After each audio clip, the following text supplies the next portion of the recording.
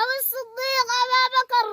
أو عثمان ذي النورين أو الشجاع المقدام علي بن أبي طالب أو غيرهم من أصحابه المهاجرين والأنصار سمعوا أحدا في حياتهم يحاول مجرد محاولة أن يتخطى بل يرفع صوته على صوت رسول الله صلى الله عليه وسلم لقامت الدنيا ولم تقعد إذا كانت الحيوانات والعجماوات وقفت عنده مذعنة ويسجد له جمل سجود إجلال وتقدير. والحديث صحيح في مسند أحمد من حديث أنس بن مالك كان مجموعة من الأنصار عندهم بعير أو جمل وهاج عليهم وعصى ثم دخل أحدهم على رسول الله صلى الله عليه وسلم فأخبره بأن بعيرا عندهم احتاجوه أن يحملوا عليه وعصى عليهم فقام الرسول ونادى أصحابه فقاموا ثم لما قاموا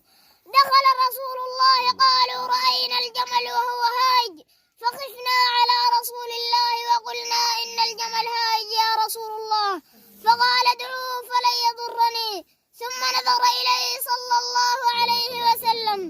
يقول أنس والرسول يتقدم والجمل يتقدم ثم نظر رسول الله إلى الجمل ونظر الجمل إلى رسول الله ثم أنزل رأسه أي الجمل فوضع النبي يده على رأس الجمل ثم جلس وخر ساجدا لرسول الله صلى الله عليه وسلم